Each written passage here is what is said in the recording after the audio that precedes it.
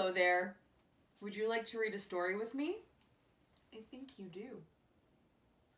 This is a story about neighbors, community, and mindfulness. It's called Zen Shorts by Jon J. Muth. Zen Shorts. Michael, there's a bear outside, said Carl. A what? Called Michael. A bear. He's really big and he's in the backyard. What's he doing? Michael asked. He's sitting. He has an umbrella, said Carl. An umbrella? By the time the boys got outside, their sister Addie was already talking with him. I'm sorry for arriving unannounced, said the bear. The wind carried my umbrella all the way from my backyard to your backyard. I thought I would retrieve it before it became a nuisance. He spoke with a slight panda accent. Michael introduced himself.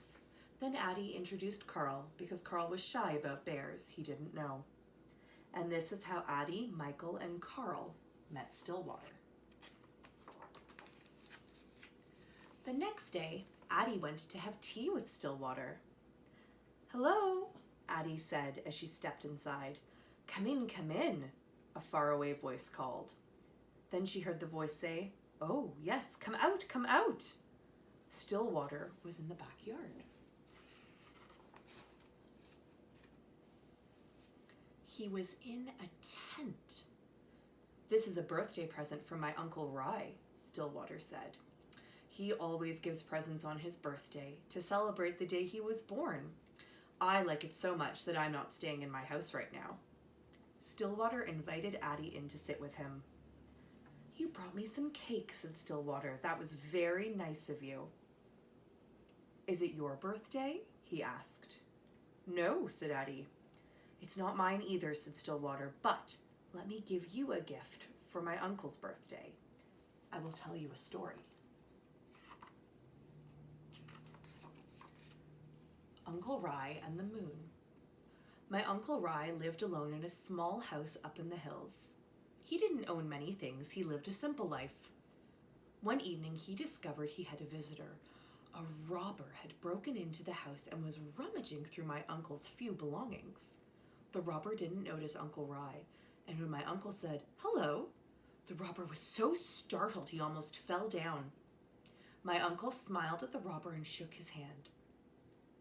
Welcome, welcome, how nice of you to visit. The robber opened his mouth to speak, but he couldn't think of anything to say. Because Rye never lets anyone leave empty-handed, he looked around the tiny hut for a gift for the robber. But there was nothing to give. The robber began to back towards the door. He wanted to leave. At last Uncle Rye knew what to do. He took off his only robe, which was old and tattered. Here, he said, please take this. The robber thought my uncle was crazy. He took the robe, dashed out the door, and escaped into the night.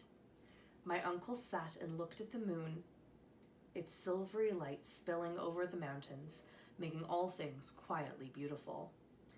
All I had to give him was a tattered robe. If only I could have given him this wonderful moon.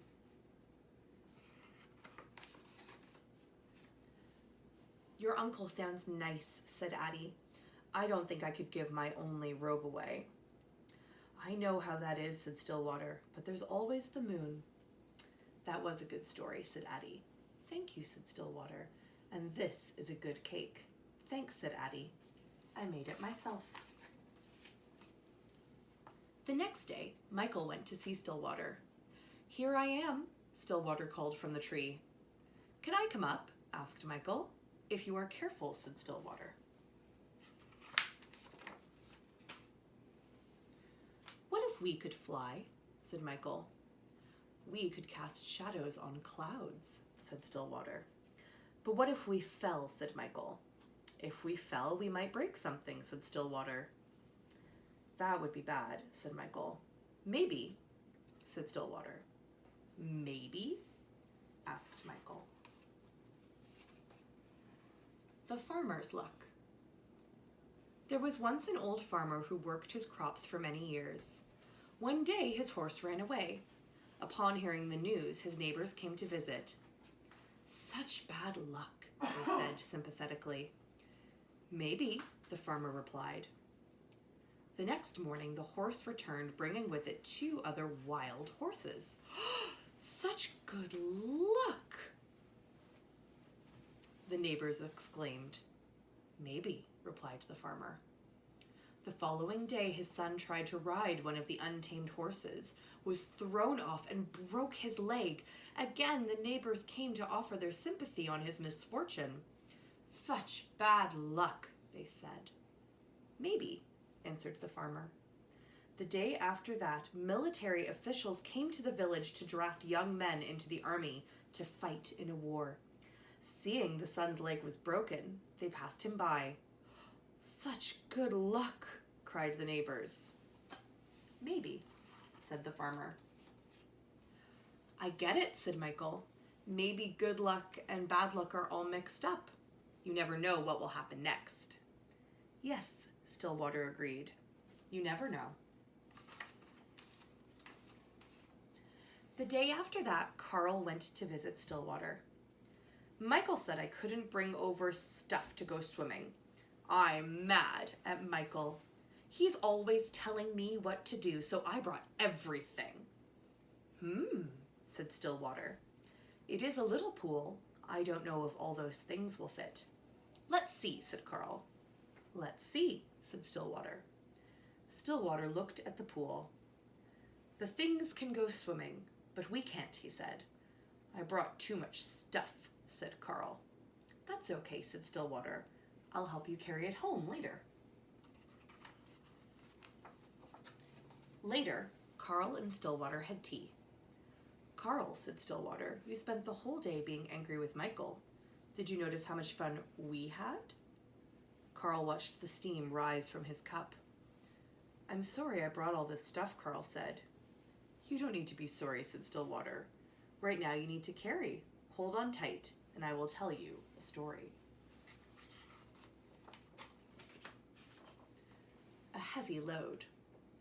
2 traveling monks reached a town where there was a young woman waiting to step out of her sedan chair. The rains had made deep puddles, and she couldn't step across without spoiling her silken robes. She stood there looking very cross and impatient. She was scolding her attendants. They had nowhere to place the packages they held for her, so they couldn't help her across the puddle. The younger monk noticed the woman, said nothing, and walked by. The older monk quickly picked her up, put her on his back, and transported her across the water on his back. He put her down on the other side. She didn't thank the older monk. She shoved him out of the way and departed. As they continued on their way, the young monk was brooding and preoccupied. After several hours, unable to hold his silence, he spoke. "That woman back there was very selfish and rude, but you picked her up on your back and you carried her, and then she didn't even thank you." "I set that woman down hours ago," the older monk replied. "Why are you still carrying her?"